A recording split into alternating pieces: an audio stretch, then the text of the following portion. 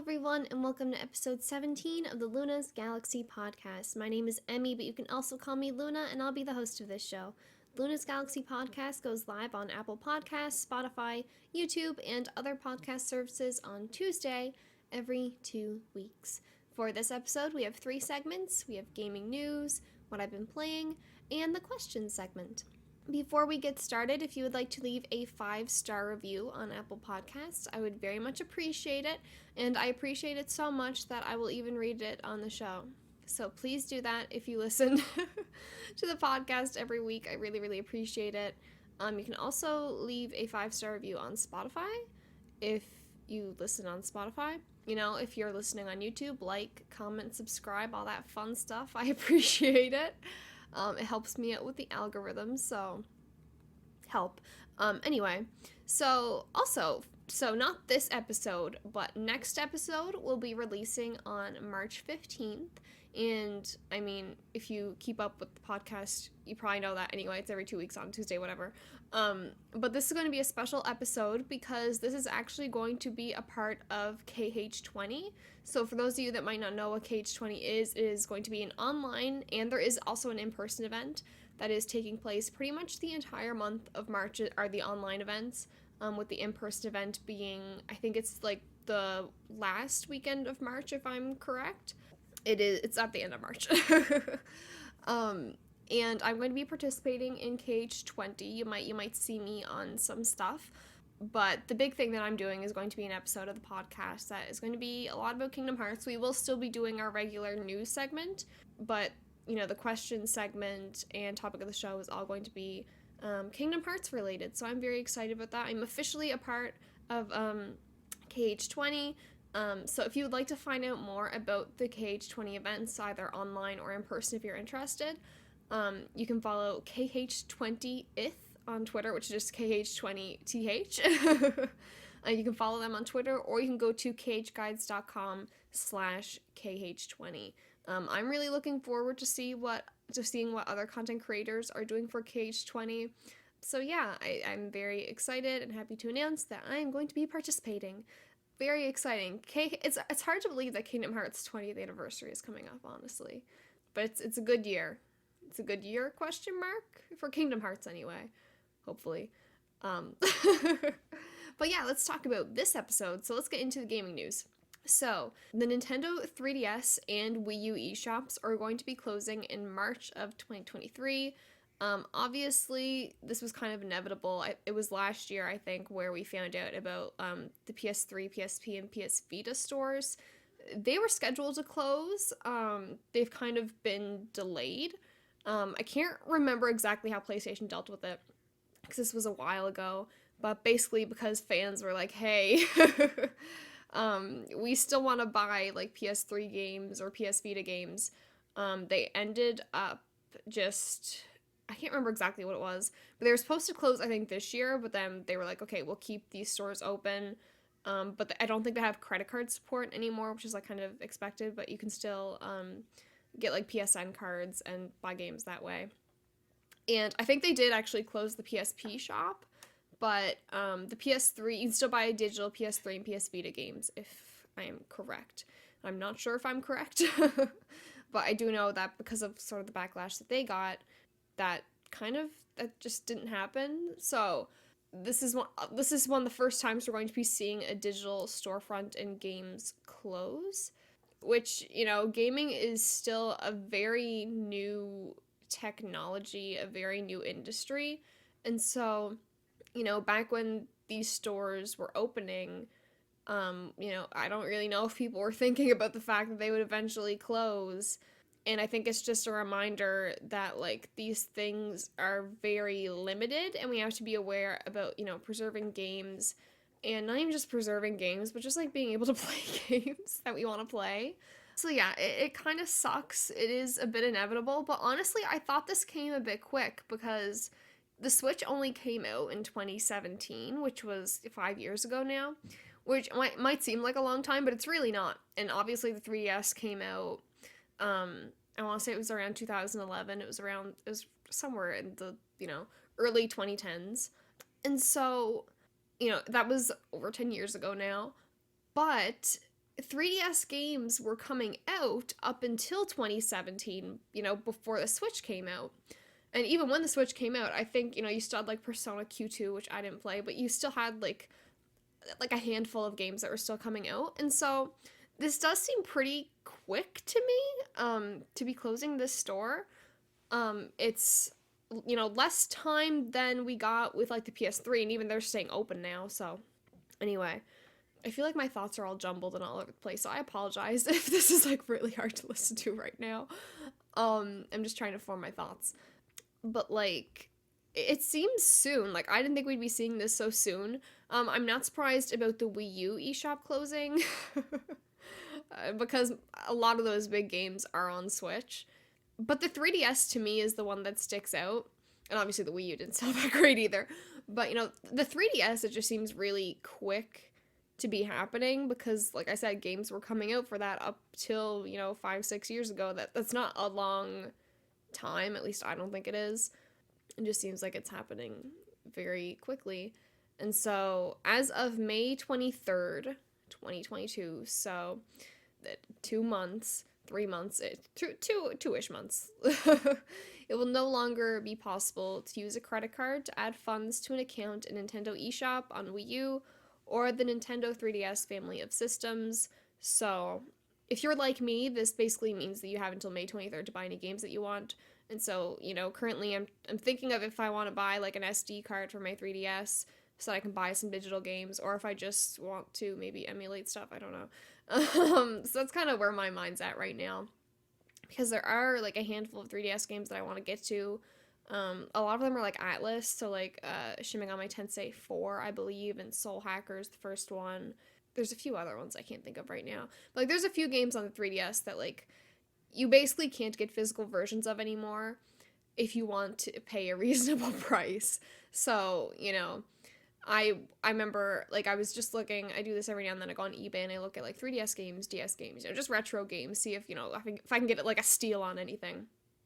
And I seen Soul Hackers, and that's one game that I'm interested in, and to get a physical version of that, it's like $100. It's like $100 Canadian. So like that's just not reasonable. Like that's not doable for, I would say, the majority of people, especially for a game.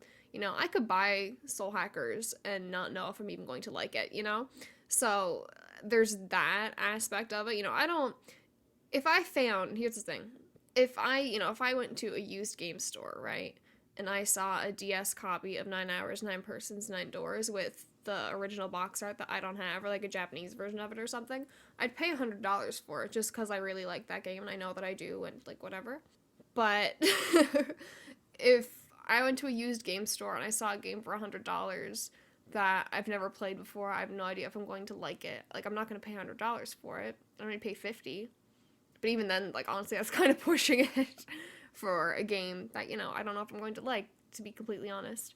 And so buying physical versions of these games is just no longer doable for the majority of games. Like there are obviously always going to be some 3DS games, some DS games, some PS2 games, all those sort of retro, not even retro, like 3DS isn't even retro yet, but the game prices are still wild and like astronomical for physical copies.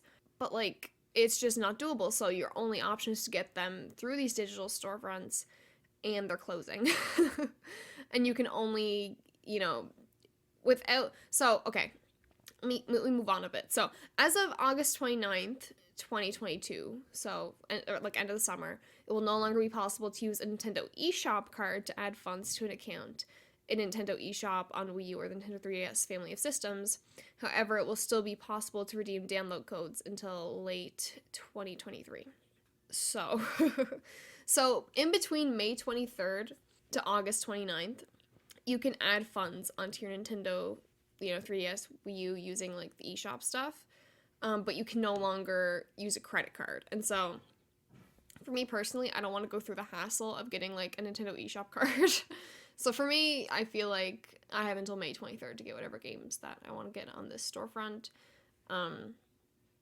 But if you want to dabble in adding funds for these systems, then, you go for it. I can't even remember like, I can't remember if they use the same stuff for, like, on Switch as they do the 3DS and the Wii U eShop. I feel like it's different, which makes it more complicated, but I'm not 100% sure on that. So it's just this really weird thing. It just sucks. It just sucks. And actually, I ended up buying a game on the 3DS, which I did not expect. But when this news came out, I was like, yo, Google, are there any, like, 3DS visual novels that I haven't played yet? And one that came up was, I think it's called Chase Cold Case Investigations, I want to say. And I actually found out that this is, like, a spiritual successor to, like, Hotel Dusk and Last Window. I don't think it's very good, but I bought it because it was like $10, and I really like those games. So even if it's not good, I still want to play it. But yeah, it just sucks because, here's the thing. Here's the other thing about the 3DS specifically is that when a lot of these storefronts are done, when they close, when, there aren't physical copies of these games being made anymore, a lot of the time we'll still see remasters, we'll still see ports on different consoles. So, even, think of like Zero Escape. 999 was a DS game, it got ported to like everything basically with the Nonary Games thing. If you think of Kingdom Hearts, all the PS2 games, you can play them on PS4. Stuff like that. These games, a lot of games get remastered and ported, but with the nature of the DS and the 3DS, it's a lot more difficult to do that because they are so different just structurally than pretty much any other platform, with the dual screen and with the touch screen. And so this makes porting and remastering those games a lot more difficult. And obviously we do see it sometimes. So obviously 999 is an example of that. But, if you look at that remaster, you also lose a lot of 999's core identity, in my opinion, because the dual screens are very integral to that game, and just the way that it is done and, it's presented. If you've played 999 on the DS, you know what I'm talking about. That playing on one screen, playing on a monitor, just doesn't really get across in the same way.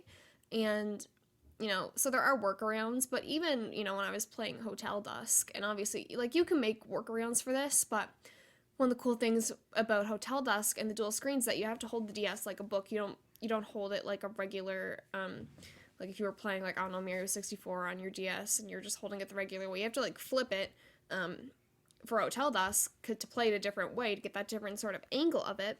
And there's a few things in Hotel Dusk that really rely on the DS specifically. So, like, you might have to, like, blow into the microphone to do something, or you might have to even close the DS for a minute to do something. And so it's little things like that, and, obviously the big things like the dual screen and the touch screen that make these games harder to remaster and port to other consoles. And so I feel like that's the worst thing about this is a lot of these games are going to live on the DS and 3DS because it's almost like it's their only option, and if they do remaster or port, is losing a bit of its core identity in some ways. And so I think that's the worst part about it. Because, playing games on the DS and 3DS, it feels different, and it is gimmicky, but it's also really cool when you see what some games were able to do with that system. And now we're just kind of losing them. It's fine. I will say, though, as of now, my plan is not next episode, because that's going to be about Kingdom Hearts, but the episode after, maybe sometime soon. If everything goes according to plan, it'll be the episode after the Kingdom Hearts one. I'm going to be doing an episode of the podcast, kind of talking about, my favorite 3DS, DS games, kind of reflecting on the system, asking you guys, what were your favorite games, all that kind of stuff. So I am looking forward to that. So, hopefully, if, you do want to pick up some 3DS games on the eShop before it closes, you'll get some suggestions. So that's fingers crossed. That's what I'm going to do at some point, before it closes. But anyway, I feel like I've rambled on a lot, and I don't know how much sense it all made. So just bear with me. I feel like I've already been going on for longer than I anticipated. Like, way too long. Anyway, so Nintendo also did this thing where you can see your most played 3DS and Wii U games. Kind of like, how they do, like, that Switch, like, year in review thing, only though it's, like, for the entirety of, your 3DS and Wii U. I don't remember where the cutoff was, but there was a cutoff somewhere. And I didn't have a Wii U, but my most played 3DS games were Animal Crossing New Leaf, Tomodachi Life, and Fire Emblem Awakening. Man, we need Tomodachi Life. If we could get any of those games on Switch, it would be Tomodachi Life, because I need that. Like, that game is so much fun. If, that's one that I would really highly recommend. But anyway, let's move on with the news, because I feel like I spent way too long on that. Majora's Mask is now on the Nintendo Switch Online expansion pack, if you want to play that. I haven't, but cool. Also, Final Fantasy XIV developers announced no NFT support, so that's refreshing. So, as I'm sure some of you know, the Uncharted movie came out. Oh god. It was... when did I go to see it? I went to see it last week, so it's been out for about 2 weeks now. At least at the time I'm recording this, it's been out about 2 weeks, I think. I don't know. Wait. Yes, okay, we're gonna say 2 weeks. It's been out about 2 weeks now. And so, Benji Sales on Twitter, highly recommend following them if you aren't already. They post a lot of, like, interesting, sales stuff, as is implied in the name. So they have here, number 1 domestic and majorly overperforms with 44 million 3-day and 51 million 4-day weekend. Global total is already at over $100 million. So, yeah, the Uncharted movie actually overperformed what they were anticipating, so that's really cool. And this is from another source, but Sony Pictures Motion Picture Group CEO Tom Rothman declared Uncharted as a new hit movie franchise, so we're getting more of them. We are going to be getting more Uncharted movies, and I'll save this a bit for later, my thoughts on the Uncharted movie, but, generally, I really enjoyed it. I thought it was fun. It wasn't terrible. It wasn't, like, extravagant. It wasn't mind-blowing by any means, but, like, it was a fun, I went to the movies. I enjoyed myself. It was a good time. So, yeah, like, if you haven't seen it already and you're an Uncharted fan, or it just seems interesting to you, like, I would recommend checking it out. It's fun. So, yeah, fun time. Also, so Soul Hackers 2 was announced. And this is weird. It's not on Switch, which seems weird to me, because the first Soul Hackers, like I said earlier, was on the 3DS, and it wasn't literally anywhere else. So it's like, oh, the second game is on every other console, even Xbox, but not Switch. I don't know. It seems a bit weird.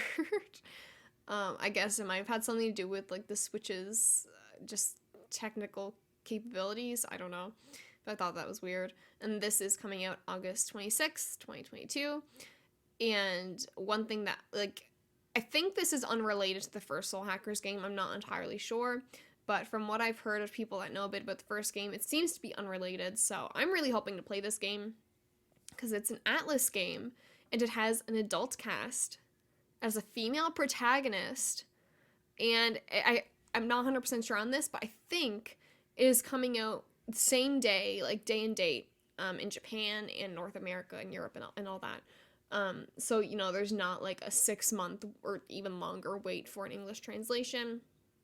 So that's really cool. So I really like Atlas games. I really love the Persona series, but like, I really wish they would just do an adult cast sometimes, because then you could avoid a lot of, the controversy of, like, oh, Joker can date teachers and, like, adult women. And then some people are like, oh, well, it's role-playing. And then it's like, well, yeah, but, like, you can, like, I'm playing as myself, and I'm an adult man that wants to just romance Kawakami. And, like, that's fine. But, there's some weird implications in there. Or, even the fact that they sexualize a lot of their female characters, it's like, that's weird when they're teenagers. Like, it's weird regardless, but when they're teenagers, it's, like, a lot weird. And so the fact that this has an adult cast is, like, extremely refreshing, and it makes me a bit hopeful. Also, female protagonist is super cool. You love to see it. I really... like, will it happen for a Persona game? I don't know. I don't know if we'll ever see an adult cast or female protagonist for a Persona game, but for Soul Hackers 2, like, that is honestly a selling point for me, because I really like Atlas games, but I have a lot of problems with them, and I feel like this is possibly going to help. But anyway.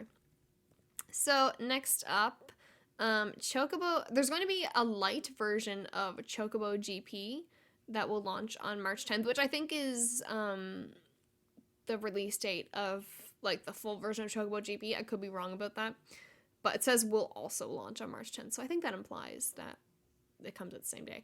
Anyway, so there's gonna be a light version of it, and what they have here in this tweet that they announced for it was a luxury demo that allows you to play a good chunk, those are their exact words, a good chunk of Chocobo GP for free, as well as online and or local multiplayer. If you like what you play, all of your progress carries over to the full game. And that's really cool. I think this is a really good model for this type of game, because unless you are, Mario Kart 8, or even, I think Crash Team Racing Nitro Fueled, that's also, because there's a lot of nostalgia tied into both of those series. I think when you're a racing game trying to compete in that market, you want to have a free-to-play option. At least that's my opinion, especially, because I don't know how well this is going to do, Chocobo GP. Like, I'm gonna buy the full version, not gonna lie. Because I like racing games and I like Final Fantasy. But for like a general market, I don't know how well this is going to sell. I don't know if it's going to be a success. So I think having a free-to-play option is ideal, and I think, it could end up selling a lot more copies. And, as someone that, wants to play Chocobo GP and, wants to play it on stream and like with my community and stuff, I think this is awesome, because I don't have to ask people to, drop $60 or however much money that the full game is going to cost. I don't have to ask people to spend their money to get Chocobo GP. They can just download a free version of it, and they can still play online with me. So that's what made me really excited about this, because I want to play it with people, but I was worried that no one would like play it. But the fact that there's a light version gives me hope.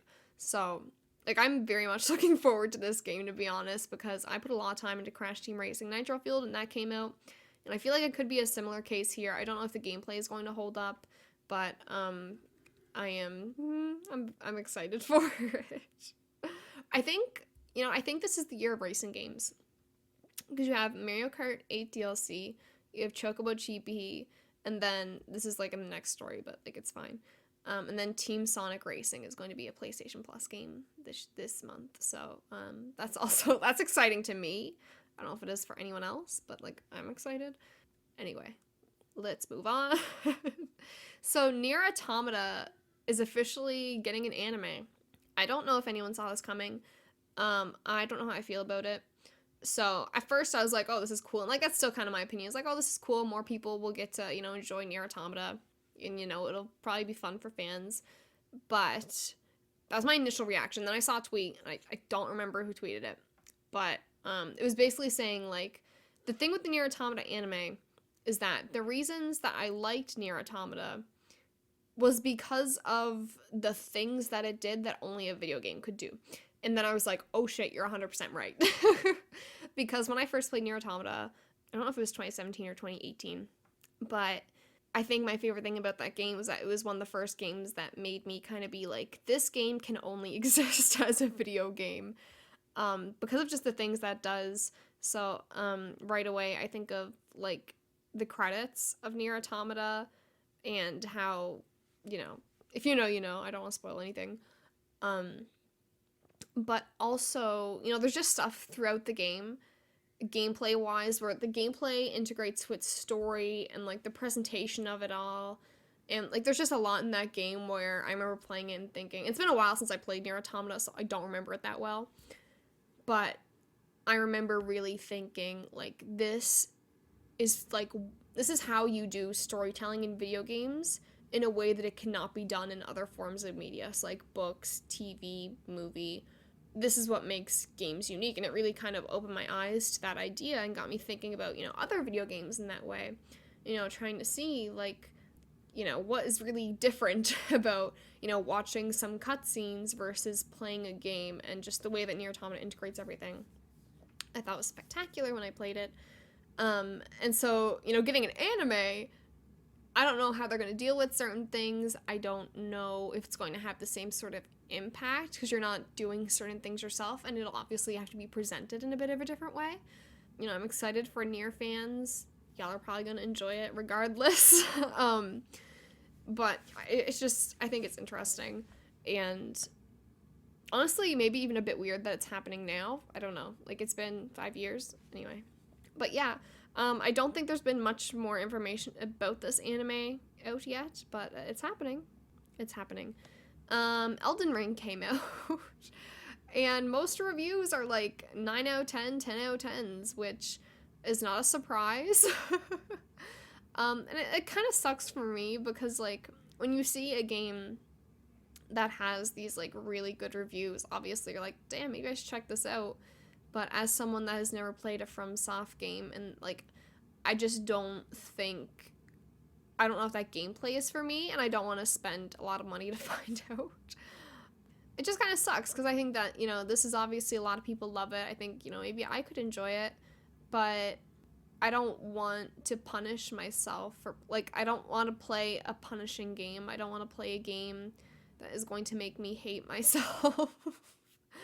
And that is going to be, like, ultra challenging and, you know, all these things that, you know, these Souls-like games have a reputation for being like. And yeah, like, I want to play it. I might pick it up, you know, in a few years when I can get it on sale for like $20. But yeah, that's just kind of my thoughts on it. But, you know, for y'all that are enjoying Elden Ring, I hope you are. I hope you're having a fun time. So, like I mentioned before, PlayStation Plus games for March are Team Sonic Racing, and then you also have Ark Survival Evolved, Ghost Runner, and Ghost of Tsushima Legends. So Ghost of Tsushima Legends is, like, only the DLC. I'm pretty sure it doesn't include like the base Ghost of Tsushima game. At least I think. I'm not 100% sure on that, but, like, I think that's the case. So yeah, if you haven't played any of those games and they sound interesting, go for it. I'm going to be playing Team Sonic Racing. Steam Deck is out now, and there were some articles coming out about how it's very good with emulation, so that's really cool. And, like, I really want a Steam Deck, but they're pretty expensive. And I still have to get a PS5, so, you know, I don't know if I'll ever end up getting a Steam Deck, just, you know, because money reasons. Like, I could afford it, but, like, is it worth it? I don't know. But it's really good with emulation, apparently, so that's really cool. I think the sort of picture of the article that I saw, someone was playing, like, Persona 3 on it, so yeah, Steam Deck I think is going to be really cool for, like, hardcore gamers, or even people that have, like, a really big Steam library. But, you know, maybe they're only PC gamers, they want a handheld option. I think, you know, I don't think it's going to compete with Switch. I think it is very much, like, a more hardcore thing, but I think it's cool, and I want one. But yeah. So, as of recording this, okay, there has still been no Persona 25th anniversary announcement this month, other than Persona 5 Royal and Persona 5 Strikers soundtracks being on music streaming services. But there was supposed to be an announcement in February. I'm recording this on February 26th. It still hasn't happened yet, unless it was just the soundtracks, which, God, I really hope it's not that. So hopefully by the time this episode is out and you're listening to it, you know what the announcement is. You know, maybe we got Persona 4 on Switch. That's definitely not going to be it. But yeah, nothing has happened yet. Anyway, let's talk about what I've been playing. So I'm still playing Last Window. I think I just finished, or no, I just started chapter 8, I believe. The characters are growing on me, but, like, there's still no Louis, you know? Like, none of the characters yet have reached that level that, like, Louis or Rosa or Dunning were on. Like, they're all still very interesting and unique, and they feel real, but I just don't like them as much. For the most part. I do like Sydney. I think Sydney is cool. He's a cool dude. I feel like Betty could grow on me. Same with Tony. But, and even Dylan. Like, Dylan kind of reminds me of Martin Summer in A Hotel Dusk. Because, like, they feel so real that it kind of irritates me. Like, I don't know. There's just something about them where I'm like, oh, I would not trust you. Anyway, it just feels too real sometimes. Like just the looks that Dylan will give Kyle. I'm like, this is really sus. But anyway, moving on. I'll let y'all know more about how I feel about Last Window when I finish it. I'm still playing Pokemon Legends Arceus. No idea how to say it. Not a clue. I thought it was Arceus, and then I heard people saying Arceus. Before that, I heard people saying Arceus, so I have no fucking clue how to say Pokemon Legends Arceus. But I'm enjoying it still. I'll let y'all know more about that when I finish it too. But it's just my chill game for now. I rewatched Uncharted 2 and 3. Like I said last time, I replayed the first game. I just rewatched 2 and 3 to prepare for the Uncharted movie. I don't have much to say about them. I will save that for a future episode where I'll be talking all about the Uncharted series. Look forward to that. But I started playing Uncharted 4, and so, like, I started Uncharted 4, I think it was in 2019, and then I just fell off it for whatever reason. I was really enjoying it, but, like, I just fell off it. And so I started again from the beginning, because I only got to chapter 9 my first time, going through, but I couldn't remember much, so I was like, I'm just gonna fucking restart it. And so I'm really enjoying it. Like, it is probably my favorite Uncharted game so far. So I did get to, I think I started chapter 16 last night. So I'm probably going to finish it, next time I play it, or like before the next episode. And I really like it. I got to a point last night where there was a big thing that happened that I was not expecting. So that was cool. I won't spoil it. But if you know, you probably know, unless there's like something bigger that happens later on that I don't know about yet. But I think that kind of solidified it as probably my favorite Uncharted game for now. Like I said, still haven't played Lost Legacy. But I'm really enjoying this. I think that, the PS3 Uncharted games are fun. But I think the most noticeable changes in Uncharted 4 so far, like gameplay wise, or like, because story is whatever, but like gameplay wise, is I really like the addition of like the rope thing, like, swinging and shit. I feel like Tarzan, that's fun. They also, a bit later in the game, they have this like pick, I think it's called, that you can help with climbing and stuff. There's also, I feel like, less shooting in the game. They want you to rely more on stealth. I don't usually end up doing that, but like the option is there more so than it was in like the PS3 games. And so, like, gameplay wise, I feel like Uncharted 4 is like easily the best that I've played so far, and story wise also probably the best. But like, there's not, Chloe isn't there. So that docks it a bit of points. So I feel like when I play Lost Legacy, that'll probably end up being my favorite because I really like Chloe. But anyway, we will talk more about that in the future, because I actually have some episodes planned out in the future now. So there's the 3DS episode, and then there's also going to be an episode all about Uncharted, so look forward to that. Speaking of Uncharted, like I said, I saw the movie, and I won't go into spoilers or anything because it is still like pretty new, and I will go into spoilers when I do the future episode about Uncharted. As a series. But just some of my general thoughts, I really enjoyed it. I think, there's a lot of, and if you saw the trailers for it, you'll know this, but there's a lot of callbacks to the Uncharted games. Like, one of the things they were showing off in a lot of like the promotional stuff, and it's like right at the beginning of the movie, is kind of like that part in Uncharted 3 where Nathan is going from like the cargo is like hanging out of the airplane, he's like jumping from cargo to cargo. There's like that moment. There is a moment that is very similar to the beginning of Uncharted 4 where they're at like this auction. They have to cut the power. It's this whole thing. So there's a lot of like throwbacks to the Uncharted games. And there's also some Easter eggs in there for people that have played through the series. One that we knew was going to be in there was Nolan North's cameo. I won't spoil what it is, but I went to see the movie with my mom, and like when it happened, I was like, Mom, that's his voice actor in the video game. So it is like a noticeable thing. It's not like he's just some random person in the background that has like a one line. He has, anyway. It was cool. I liked it. But there's also like some other smaller stuff. Maybe I'll talk about in the spoiler cast, but yeah. I liked it. It's not perfect. Like I said, it's nothing great. Like, it's fun. It's a fun, good action comedy movie. I liked the casting, but I don't, like, I feel like they could have wrote Sully better. They do change some things from, like, the Uncharted canon, so obviously this is a prequel to the games, but going into it, I was under the impression that it was a bit more canon than it actually is. So, once you start watching the movie, you're like, oh, this happens in a game and not at this time frame. And anyway, so there's stuff like that where it is like very, it's weird because there are some things that are very much pulled from the game. And there's other things where they just change things.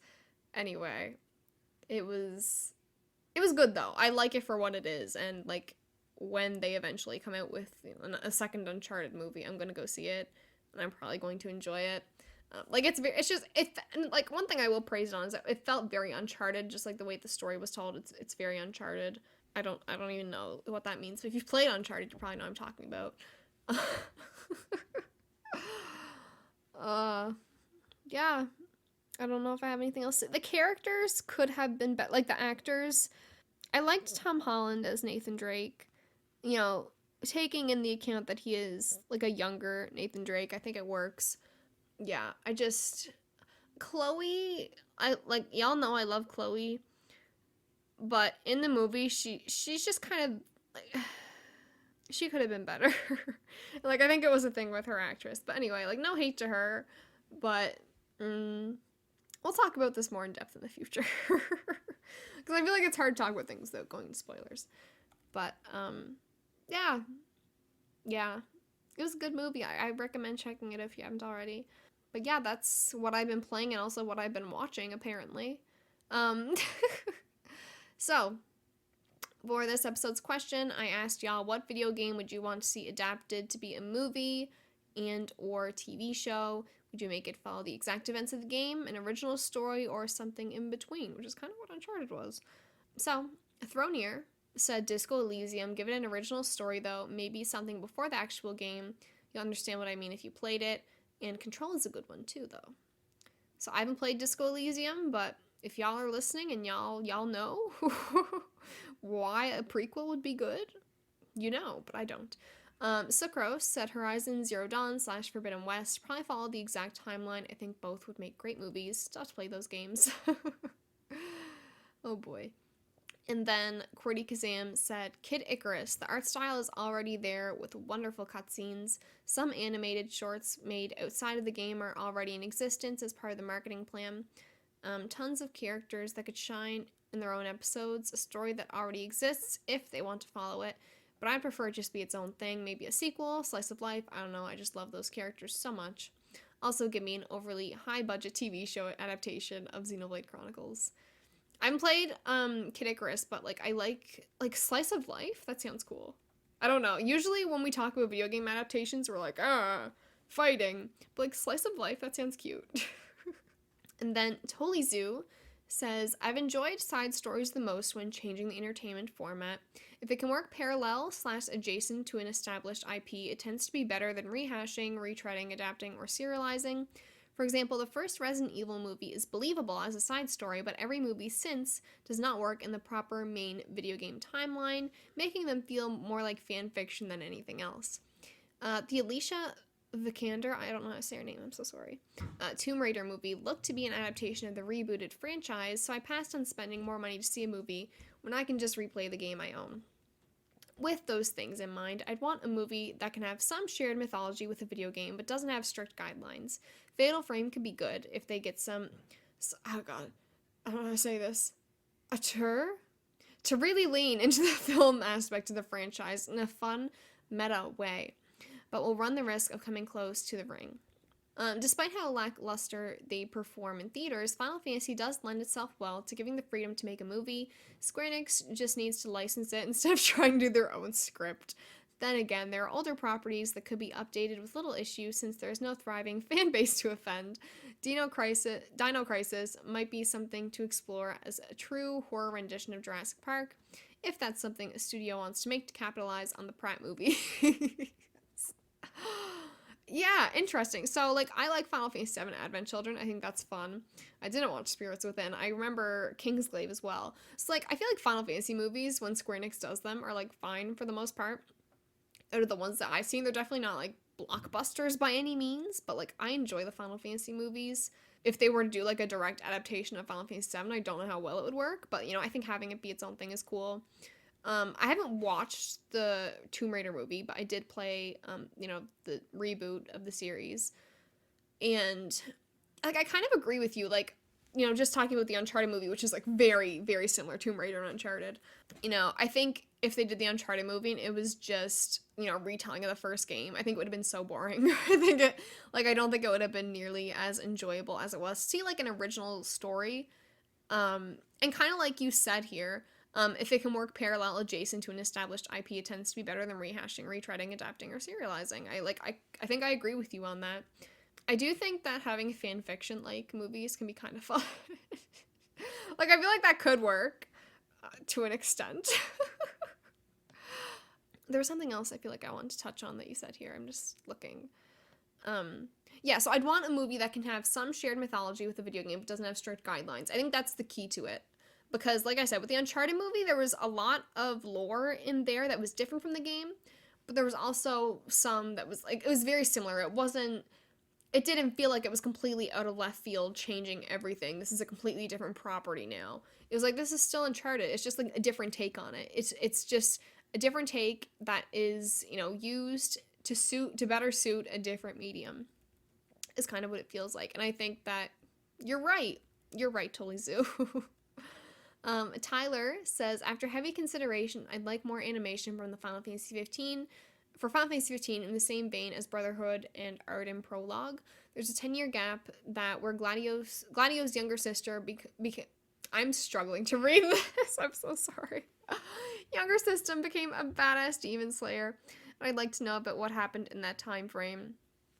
On that note, Zanki Zero would probably also work better as an anime. So yeah, like y'all know I'm probably not the biggest fan of Final Fantasy 15, but I did really like the Brotherhood anime, because that one came out before the game even came out, and that was kind of how I got obsessed with Prompto. Why can't I speak today? I probably rewatched that episode many times. Like, I think I still have a lot of screenshots of it on my phone. Of, you know, Prompto's sort of origin story. That's the only one I remember, but they had them for, like, Ignis and Gladio. And I really liked the Brotherhood anime. I don't think I know much about the Arden Prologue, though. But I like your idea, though, because, Iris? No, they call her Iris, right? Yeah, they pronounce it as Iris in Final Fantasy 15. She was one of my favorite characters in that game, and I'd love to see more of her, because I think Final Fantasy 15's biggest issue, like, it has a lot of lovable characters, but there are some that don't get enough time to shine, and, like, Iris is one of them. And so, like, I'd love to see more of her. I love Iris. She was so cute. That would be so cool. Honestly, like, why wasn't that a DLC? Like, now that I'm thinking about it, that would be fun to play. Anyway. But I like your idea, Tyler. I'd be down for an Iris anime. Like, I might watch that. Also, Zanki Zero. I hope I'm saying that right. That is a game that I've wanted to play for a while, because, like, I see it on sale on PSN every now and then, but I just never get to it, because I'm like, I feel like it's probably not that great. You know what I mean? Like, it just looks like one of those games where it's like, I might like this, but I feel like the gameplay is going to be kind of fucked. So, yeah. Adam said World End Club would be 500 times better as an anime than a game. It's a shit platformer, but a cute story. 100% agree. And I think I might talk about this on the podcast. I don't remember. But World End Club, I love the characters in that game. They were great. And, like, the story is also, like, it's fun. But the actual, like, platforming gameplay is horrendous. I mean, it ranges. It ranges from mediocre to terrible. And, like, it didn't need to be a video game. Like, it really didn't. There are some things about it that are cute, where, you know, you're at the campfire and you're just, like, talking to everyone. But, like, that can easily be done in anime. The actual gameplay aspect of World End Club, it doesn't do anything. Yeah, World End Club should have been an anime. I don't know why it was a game. Anyway, Mila said Xenoblade anime. Mo said, okay, so 999 would definitely work as an anime. Hear me out, because I thought about it. I watched Higurashi, which was also a visual novel that got adapted and had multiple endings, which they did in roughly 4 episode arcs. I say you do a 12 to 15 episode anime and adapt all the endings that way. In Higurashi, they sort of restart events, but try not to retread stuff you have heard before. I'd say do something similar, or just cut out repeated bits. Another good one would be Crash or Spyro as a cartoon like Cuphead. I love your ideas. I really love your ideas here, Mo. I would love to see a 999 anime or anything Zero Escape. But obviously you'd probably have to start at 999. And I think you would only really need to do like safe and true ending. I don't think you'd have to go through all the bad endings. Maybe that could be like an OVA episode. Or it's just bad ending after bad ending after bad ending. I think that'd be kind of funny. Like, here are the other timelines. But yeah, I definitely, like, I think it could work. Also, Higurashi. I didn't know that had an anime. I know it's a game, I know it's a visual novel, I've been wanting to play it for a while, but I didn't know that was an anime, too. Interesting. And, like, also, Punchline. I don't know if anyone here watched Punchline. I didn't finish Punchline, but that was the Kotaro Uchikoshi anime, which I think it also had, like, branching timelines, so, like, it is possible to do that in anime format. You know, especially if they only did, like, safe and true ending, where, you know, there's only 2 branching timelines. That pretty much covers the entire game. Minus, like, 2 doors, I think. So, it's fine. Also, Crash and Spyro cartoon would have been cool. Actually, there was a Skylanders. I think it was, like, a TV show or some shit. And I remember they had one episode where Crash Bandicoot was in it, and it was, like, terrifying, because I think they gave him, like, an Australian accent, but, like, he talked, that was the weirdest part, was just Crash talking in general, but, like, he had an Australian accent, and it was really fucking weird. So there was that happened. I don't want anything like that, but, you know, I think Crash should stay silent. But I like the idea of, like, a Crash or Spyro, like, cartoon. I mean, that'd be so cute. Kokiri said, definitely Kingdom Hearts. We require a TV show or movie all about Kingdom Hearts. It would be the perfect opportunity for new and old fans to come celebrate Kingdom Hearts in the making for 20 years. I 100% agree, Kokiri. Elbow Juice said, imagine everything that makes the Fast and Furious movies so great, mixed with the star-studded cast and settings of Mario Kart, traveling the world, racing anyone who challenges for the most important thing, family. I love this idea. I would love that. I would go see that in theaters. I would be so excited. After the Mario movie, we should get a Mario Kart movie, and it should be exactly what you said. And they should have Coconut Mall. Anyway. I actually love that idea. Mokimon said Fire Emblem either 7 and 6 or 9 and 10. As long as the main story is intact, they can do whatever they want. And then Landy Lodge said Kingdom Hearts Union X TV show. Make it as beat for beat as you can. It would further flesh out one of the best stories the series has to offer, while also making it more digestible for the casual fan. I would love that. I would love that, because Union Cross is not... Anyway. Fulzy says, I think Final Fantasy VI would make honestly a terrific cinematic. I haven't played FF6, but I trust you on that one, Fulzy.